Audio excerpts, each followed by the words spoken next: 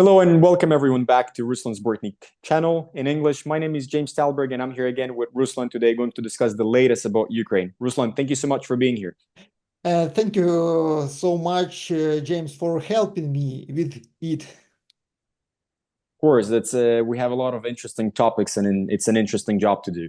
Ruslan, I want to start talking to you about the long-range missiles Ukraine was asking for a very long time to get permission from the United States to use ATACMS and other long-range missiles from other Western allies into Russian territory. Biden have finally approved to use those long-range weapons.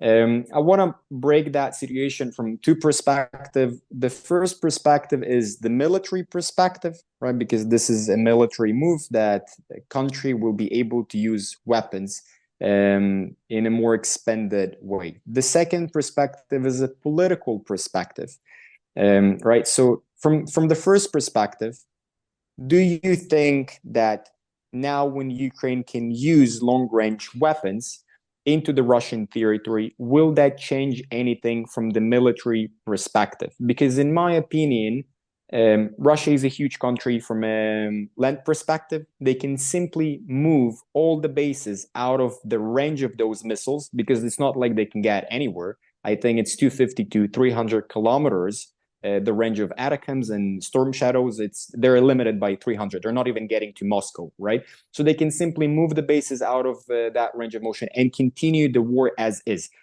So I'm not a military expert. I'm curious from the perspective of military. Is that going to be a game changer, or we are not going to see any major influence, just as we haven't seen any major influence when Ukraine was supplied with F-16?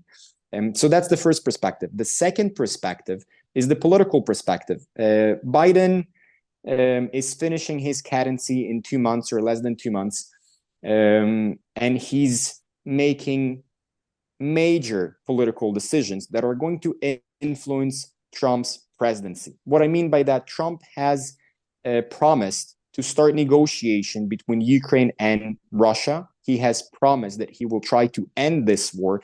And to me, that simply looks like Biden is just trying to escalate the war, because obviously that will escalate the war and make things more difficult for Trump when he comes into the White House to try and negotiate peace from a more escalated conflict.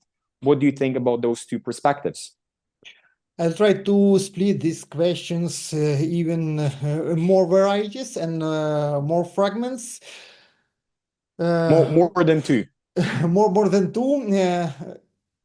At the beginning, I think this decision to give Ukraine the ability to use long-range weapon against Russian internationally recognized territory is a part of internal United States game.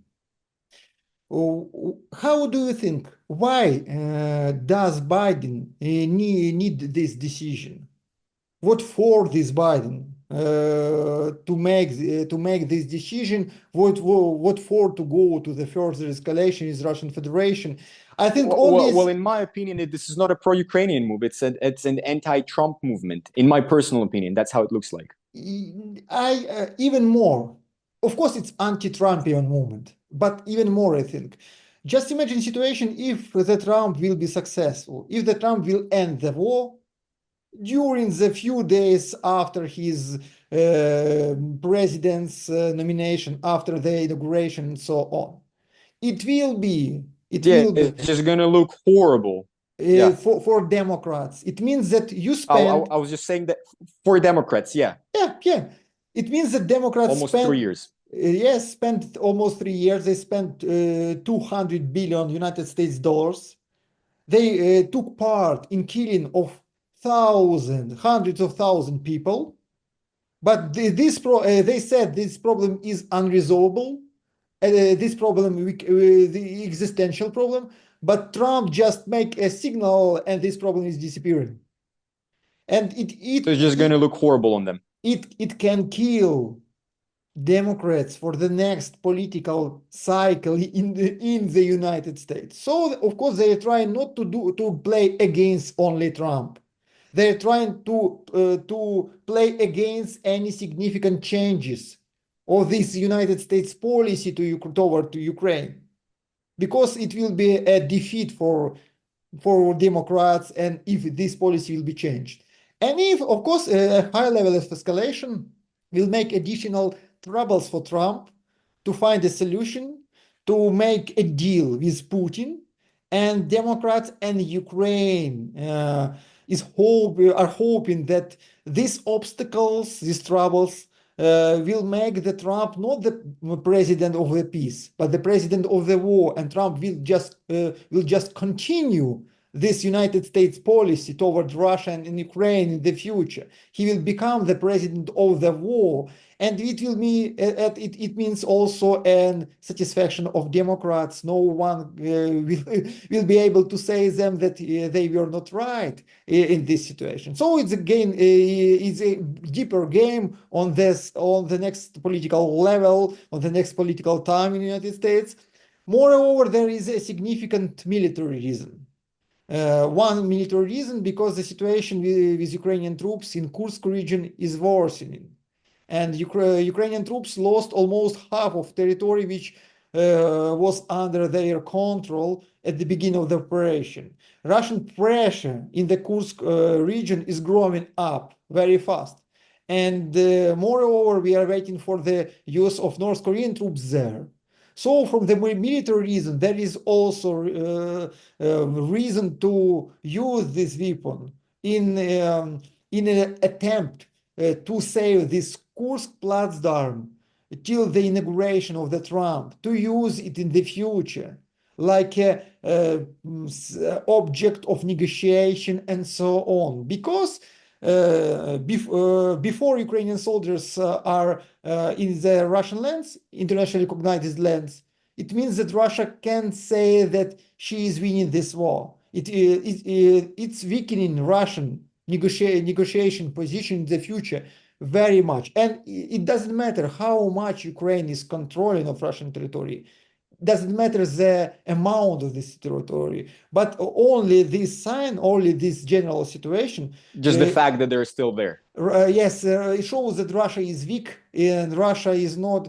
It can demand capitulation from Ukraine, can demand all the concessions from Ukraine, and so on.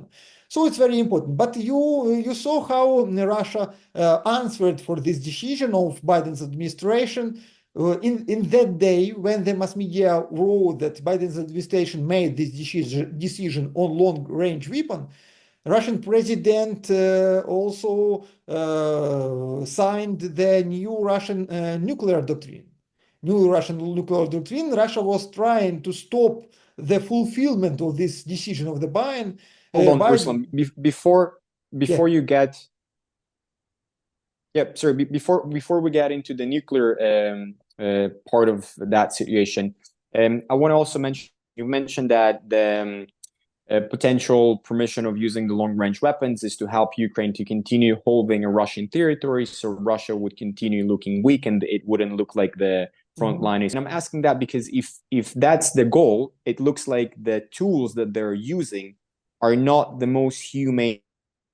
Want to control that, to help Ukraine control that land in every possible way that they can. And this is basically pushing the escalation into the next chapter, because those are already illegal weapons. Those are new red lines, and this is just more provocation. Are they trying to increase the stakes for the war? Like, what do you make of that situation? It looks like they believe that Russia is not able to add something more to this war. Russia will not be able, will not be so brave to use nuclear weapons and so on. Democrats, like in France or Great Britain, they believe in it, that Russia is weak and there is no red lines for Russia, and we can make additional pressure for Russia. Of course, Ukraine pays for it because we are feeling on our shoulders the additional aggression from Russian side. But war is going on for many years, and this existential war has its own rules, and one of that rule is we are going up and up in the stairs of escalation. The general goal in this going up to break the will of the enemy to fight. The West is trying to push Russia as much as possible, to push Russia to decline her own goal on the Ukraine and so on. Russia is trying to push Ukraine to exhaust Ukraine, to broke Ukraine, to ruin Ukraine, to broke Ukrainian will to defense. That's no one believes that this war can be winning by the only military instruments.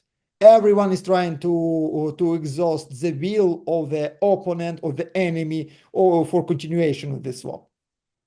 Speaking of breaking the will, Ruslan, Gallup have posted a survey where they have asked Ukrainians if they are willing to go on compromises to end the war. And we've got interesting results where the closer the regions or the oblasts, just like they call them in Ukraine, the closer people are to the front line, the more they are willing to finish the war. Like they're more willing to go on compromises in terms of land, in terms of Russian demands. And the further people are located away from the war inside Ukrainian territory, the less they want to continue to fight till the end. What do you make of that situation? Such an essence of human. They are very patriotic, lying on the sofa. And such a result of working of mass media in Ukraine. Public mass media propaganda mobilization. And of course, people who were under the fire in the which regions and towns and cities was Russian troops or Russian bombs, they are willing to peace, mostly willing to peace, because and people who are living far away from the front line, who are just reading the news, watching the TV, and so on, who are also suffering from general economical situation, who are suffering because a lot of died men coming home. They are feeling only angry. They are very angry on the Russia side. But people who are closer to the front line, they are not only angry, they are exhausted. They are very tired in this situation. But Gallup showed very interesting result because first time during the starting from the war, the majority of Ukrainians, 52%, are standing for the peace negotiation and ending of the war. Comparing, for example, in 2022, even in the time when Russian troops were near the Kiev, 73% of Ukrainians preferred to fight until the victory. Now we have only 38% of Ukrainians who are preferred to fight until the victory. It's very significant result because it takes the tool from the hands of government of Ukrainian to manipulate or manipulation of public opinion. In previous time, for example, when we were in discussion about the fulfillment of Minsk agreements, they were saying that our society will not accept this agreement. But now, very famous American sociology company Gallup shows us that Ukrainian society is ready to accept a peaceful agreement. It will be much harder for the government to continue this policy fighting till the end in this situation, and it's weakening a position of Zelensky in front of future negotiation with the Trump and with dealing with the Trump deals with the Trump's team proposition of the end of the war. Very significant and very important result. Of course, we understand that this group of Ukrainians who are willing peace, 52%, this group is also divided into part. The first part is willing also to accept concessions from Ukrainian side, to find a compromises with Russian Federation, and the second part is willing just to freeze the conflict like it happened in Korean states. But in any case, they are majority now in Ukrainian society. You've mentioned before the red lines on the Russian perspective and the Western allies' perspective. just want to touch base again that situation where United States has gave a green light for Ukraine to use long range weapons and anti-personal mines, but more so the long range weapons. In response, if my understanding is correct, the Russian president initiated a change in the nuclear doctrine of Russia. If before, again, if I'm correct, Russia would be allowed to respond according to its own nuclear doctrine with nuclear weapon only if Russia is being attacked with a nuclear weapon. Now, Russia, with the new changes, is allowed to respond with nuclear weapon on a non-nuclear attack.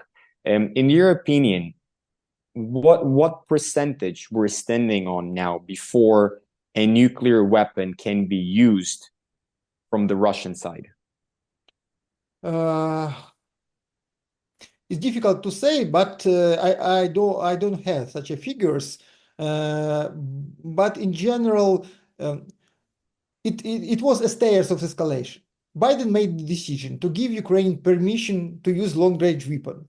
Then this decision was supported by the France and Great Britain, which also let Ukraine to use the shadow storms and scalps additionally to United States ATACMS to Russian territory. Then at the same day, Putin made decision of acceptance of signing a new Russian doctrine. The main extension of that Russian doctrine is the next. A condition that Russia will consider aggression, the additional condition for using Russian nuclear weapon against Russian's enemy could be the next. Russia will consider aggression by a non-nuclear state with the participation or support of nuclear state as a joint attack. It means that if Ukraine, a non-nuclear state, is attacking Russia with supporting of a nuclear state, United States, Great Britain, and France, all of them are nuclear states. Russia is saying that we are able to use against Ukraine nuclear weapon. It's a very significant widening of the conditions of using nuclear weapon. But it hasn't stopped our Western allies, and it hadn't stopped Ukraine. And in few days after this signing these documents, Ukraine made a strike on Kursk region and Bryansk region by this long-range weapon. And then we saw the Russian answer. Then we saw a using of a ICBM. middle range ballistic rocket on the Dnipropetrovsk without a nuclear fulfillment, but it was also a sign that next time Russia can use even the nuclear. Yeah, just for people who are watching us, those ballistic missiles, in terms of the technology, they're capable to carry a nuclear head, but they just haven't. So they just show that they can use that system. It was just without a nuclear and head, but they can definitely with 16 heads which are spreading, Ukraine is not able to fight these rockets because we have no such anti-aircraft systems, and the situation now is balancing of using nuclear weapon against Ukraine. Situation now is balancing of possible Russian strikes even on the NATO countries, because a lot of Russian officials are saying that we will strike the Polish bases or Great Britain bases or Romanian bases, which are using this war against us, for example. And it was also a straight signal to Trump directly. It's very important because Russia used this middle-range ballistic weapon rocket, which was prohibited by the agreement between the United States and Soviet Union in 1987. And that agreement was working till the 2018, when the Trump withdrew United States from that agreement. He said that there is no sense to be in that agreement because China is growing up, China is not tightening that agreement. China is developing its own long, middle, and small range ballistic weapons. We are going out. So Trump broke that agreement, and Russia used the weapon which was prohibited by that agreement to send in a signal for Trump. Let's start to talk because you were elected many days ago. There is no negotiation. 24 hours last many times, and we are waiting for your propositions because you broke agreement, and we will use this weapon against Ukraine. So it's very interesting signal. Ruslan, my final question will be: with all those escalations that we can view at this moment, do you think we're getting closer to a world war, to a nuclear war? What could be the next step of escalation? Because in my opinion, it looks like we're running out of next staircases that we can take to escalate it, and we're getting closer and closer to the usage of a nuclear weapon or potentially a world war that will start from Ukraine. Unfortunately, I don't believe that the United States will protect Europe in the situation of possible nuclear war, to be honest. And so I don't believe in the Third World War. Russia will not strike the United States. United States will not strike Russia directly. I think we are much closer now to a new escalation in Ukraine and using against Ukraine a tactical nuclear weapon, like it was in Japan in the end of the Second World War. We are And close to what this do you think can situation. happen after that? Let's say After Russians symbolically. it will be it could be. Unfortunately, I don't want this scenario. I don't, extremely don't want this scenario, but it could be a main uh, unbreakable reason to start negotiation. It could be a real game changer in this situation when a lot of people in both all sides of the conflict don't want to start this negotiation. It could be a main reason. So that will be a push to start a negotiation, a very dramatic push. I want to just remind you a Caribbean crisis and the better in the relations between the United States and Soviet Union after the Caribbean crisis of 1963 and so-called I don't know even Razmorozka. I don't know this word. I can just translate it, just defreezing, like warming up the relationship. Yeah, and cooling the aggression, cooling the level of escalation. I think situation is going on. We are now in new Caribbean crisis, Ukrainian crisis. A situation is going on to the final decisions and final movements in this situation. Right, Ruslan, thank you so much for your time today, and we'll be back with latest updates about Ukraine next week. Thank you, James, and thank you, friends, for watching our vlog. Bye bye.